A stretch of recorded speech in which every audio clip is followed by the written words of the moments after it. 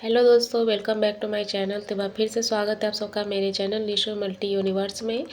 दोस्तों, जैसा कि आप सब लोग जानते हैं कि मैं अपने चैनल में मुंशी प्रेमचंद्र जी का उपन्यास गोदान लेकर आई हुई हूँ। और उसी से जो मतलब इसके 2 पार्ट्स जो है मैंने आप लोगों के सामने ऑलरेडी रखा हुआ है, मतलब वीडियो आप लोगों के साथ शेयर किया है। तो उसी का 3rd पार्ट जो है दोस्तों वो मैं आज लेकर आई हूँ। तो चलिए दोस्तों, बिना विलंब किए कहानी को आगे बढ़ाते हैं। तो दोस्तों, जैसे कि होरी ने दुखित स्वर में कहा, दाम कौड़ी की इसमें कौन बात है दादा। मैं 1-2 जोत तुम्हारे घर खा लूँ तो क्या तुम मुझसे दाम मांगोगे? लेकिन तुम्हारे बैल भूखे मरेंगे कि नहीं ये बताओ। अगर कोई ना कोई साबिल निकालेंगे। अब भगवान जी, आषाढ़ सिर पर है, कड़वी बोल लूँगा, मगर यह गाय तुम्हारी हो गई, जिस दिन इच्छा हो आकर ले जाना। किसी भाई का नीलाम पर चढ़ा हुआ बेल लेने में तो पाप है, वह इस समय तुम्हारी गाय लेने में है। होरी में बाल की खाल निकालने की शक्ति होती तो वह खुशी से गाय लेकर घर की राह लेता। भोला जब नकद रुपए नहीं मांगता तो स्पष्ट था कि वह भूसे के लिए गाय नहीं बेच रहा है, बल्कि इसका कुछ और आशय है। लेकिन जैसे पत्तों के खड़कने पर घोड़ा आकारण ही ठिठक जाता है और मारने पर भी आगे कदम नहीं उठाता, वही दशा होरी की थी। संकट की चीज लेना पाप है, यह बात जन्म जन्मांतरों से उसकी आत्मा का अंश बन चुका था। भोला ने गदगद कंठ से कहा, तो किसी को भेज दूं भूसे के लिए? होरी ने जवाब दिया, अभी मैं राय साहब की ड्योढ़ी पर जा रहा हूँ, वहाँ से घड़ी भर में लौटूंगा, तभी किसी को भेजूंगा। भोला की आंखों में आंसू भर आए, बोला, तुमने आज मुझे उबार लिया होरी भाई। मुझे अब मालूम हुआ कि मैं संसार में अकेला नहीं हूँ, मेरा भी कोई हित है। और एक क्षण के बाद उसने फिर कहा, उस बात को भूल न जाना। होरी आगे बढ़ा तो उसका चित्त प्रसन्न था, मन में एक विचित्र स्फूर्ति हो रही थी। क्या हुआ? 10-5 मन भूसा चला जाएगा, बेचारे को संकट में पड़ गई, अपनी गाय तो न बेचनी पड़ेगी। जब मेरे पास चारा हो जाएगा तब गाय खोल लाऊंगा। भगवान करे मुझे कोई मेहरिया मिल जाए, फिर तो कोई बात ही नहीं। उसने पीछे फिर कर देखा। कबरी गाय पूंछ से मक्खियाँ उड़ालती, सिर हिलाती मस्तानी मंद गति से झूमती चली जाती थी, जैसे बंदियों के बीच में कोई रानी हो। कैसा शुभ होगा वह दिन जब वह कामधेनु उसके द्वार पर बंधेगी। सेमरी और बेलारी दोनों अवध प्रांत के गांव हैं। जिले का नाम बताने की कोई ज़रूरत नहीं। होरी बेलारी में रहता है, राय साहब अमरपाल सिंह सेमरी में। दोनों गांवों में केवल 5 मील का अंतर है। पिछले सत्याग्रह संग्राम में राय साहब ने बड़ा यश कमाया था। काउंसिल की मेंबरी छोड़कर जेल चले गए थे।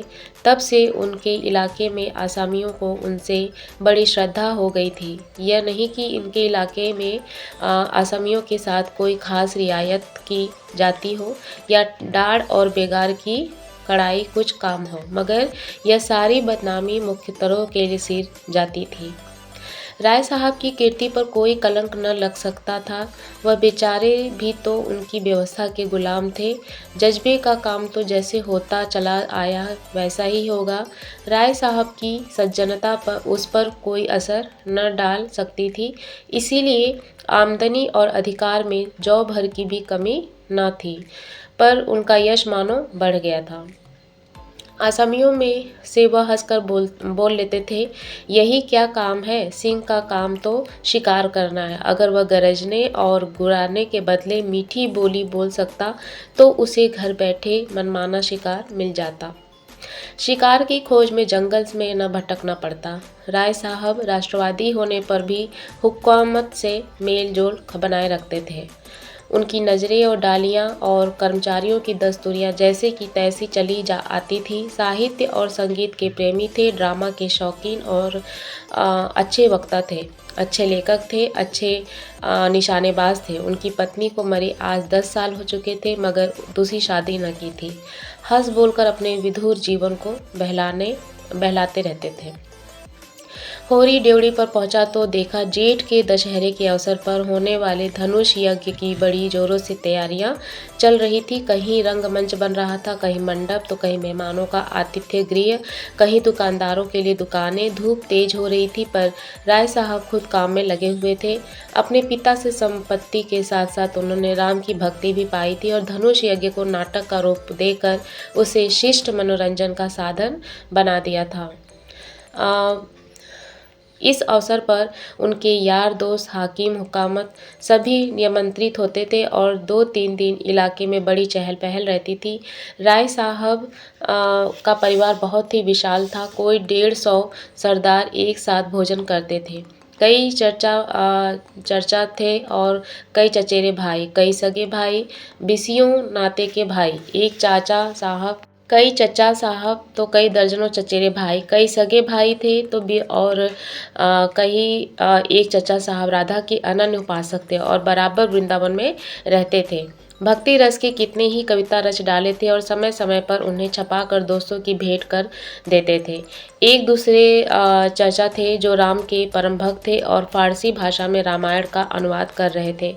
रियासत से सबके वसीके बंधे हुए थे, किसी को कोई काम करने की जरूरत न थी। होरी मंडप में खड़ा सोच रहा था कि अपने आने की सूचना कैसे दे कि सहसा राय साहब उधर ही आ गए और उसे देखते ही बोले, अरे तू आ गया होरी, मैं तो तुझे बुलाने वाला था। देख, अब की तुझे राजा जनक का माली बनना होगा, समझ गया ना। जिस वक्त जानकी जी मंदिर में पूजा करने जाती हैं, उसी वक्त तू एक गुलदस्ता लिए खड़ा रहेगा और जानकी जी को भेंट करेगा। गलती न करना और देख, असमियों से ताकीद करके कह देना कि सबके सब शगुन करने आए, मेरे साथ कोठी में आ, तुझे कुछ बातें करनी है। वह आगे आगे कोठी की ओर चले, होरी पीछे पीछे चला। वही एक घने वृक्ष की छाया में कुर्सी पर बैठ गए और होरी को जमीन पर बैठने का इशारा करके बोले, समझ गया मैंने क्या कहा? कारकुन को तो जो कुछ कहना था करना है वह करेगा ही, लेकिन आसामी जितने मन से आसामी की बात सुनता है, कारकुन की नहीं सुनता। हमें इन्हीं 5-7 दिनों में 20,000 का प्रबंध करना है। कैसे होगा समझ में नहीं आता। तुम सोचते होगे मुझे टके के आदमी से मालिक क्यों अपना दुखड़ा ले बैठे हैं, किससे अपने मन की कहूँ न जाने क्यों तुम्हारे पर इतना मुझे विश्वास है।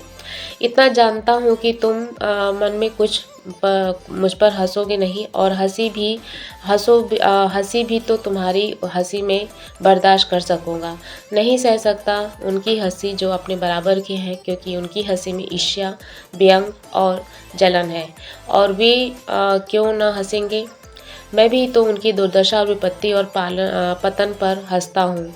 दिल खोलकर तालियां बजाकर संपत्ति और सहृदयता में बैर है। हम भी दान देते हैं, धर्म करते हैं, लेकिन जानते हो क्यों हो जाए? किसी का जवान बेटा मर जाए, किसी की विधवा बहू निकल जाए, किसी के घर में आग लग जाए, कोई किसी वेश्या के हाथों उल्लू बन जाए या अपनी आसामियों के हाथों पिट जाए, तो उसके और सभी भाई उस पर हंसेंगे, बगले बजाएंगे, मानो सारे संसार की संपदा मिल गई हो और मानो मिलेंगे तो इतने प्रेम से जैसे हमारे पसीने की जगह खून बहाने को तैयार है। अरे और तो और हमारे चचेरे फुफेरे ममेरे मौसेरे भाई जो इसी रियासत की बदौलत मौज उड़ा रहे हैं, कविता कर रहे हैं, जुए खेल रहे हैं, शराब पी रहे हैं, अय्याशी कर रहे हैं, वह भी मुझसे जलते हैं। आज मर जाऊं तो घी के चिराग जलाएं। मेरे दुख को दुख समझने वाले कोई नहीं, उनकी नज़रों में मुझे दुखी होने का कोई अधिकार भी नहीं है। मैं अगर रोता हूँ तो दुख की हंसी उड़ाता हूँ और मैं अगर बीमार होता हूँ तो मुझे सुख होता है। मैं अगर अपना ब्याह करके घर में कलह नहीं बढ़ाता तो यह मैं अगर ब्याह कर लूँ तो वह लाजबंधता होगी। अगर शराब नहीं पीता तो मेरी कंजूसी है। शराब पीने लगूँ तो वह प्रजा का रक्त होगा। इन लोगों ने मुझे भोग विलास में फंसाने के लिए कम चालें नहीं चली और अब तक चलते जाते हैं। उनकी यह इच्छा है कि मैं अंधा हो जाऊं और ये लोग मुझे लूट ले, और मेरा धर्म यह है कि सब कुछ देखकर भी कुछ न देखूं, सब कुछ जानकर भी मैं गधा बना रहूं। राय साहब ने गाड़ी को आगे बढ़ाने के लिए 2 बीड़े पान खाए और होरी के मुंह की ओर ताकने लगे, जैसे उनके मनोभावों को पढ़ना चाहते हों। होरी ने साहस बटोर कर कहा, हम समझते थे कि ऐसी बातें हम ही लोगों में होती है, पर जान पड़ता है बड़े आदमियों में भी उनकी कमी नहीं है। राय साहब मुंह में पान भरकर कहा कि तुम हमें बड़ा आदमी समझते हो। गरीबों में अगर ईर्ष्या या बैर है तो स्वार्थ के लिए या पेट के लिए। ऐसी ईर्ष्या और बैर को मैं क्षम्य समझता हूँ। हमारे मुंह की रोटी कोई छीन ले तो उसके गले में उंगली डालकर निकालना हमारा धर्म हो जाता है। दोस्तों आगे की वीडियो में इसका नेक्स्ट पार्ट लेकर आऊँगी। वीडियो लंबी ना हो इसके लिए मैं यहीं पे अपने इस स्टोरी को एंड करती हूँ, और आई होप मेरी आज की जो गोदान का जो पार्ट है ये आप लोग को पसंद आएगा। तो मिलते हैं अपने आगे के पार्ट में। तब तक के लिए बाय बाय, सी यू।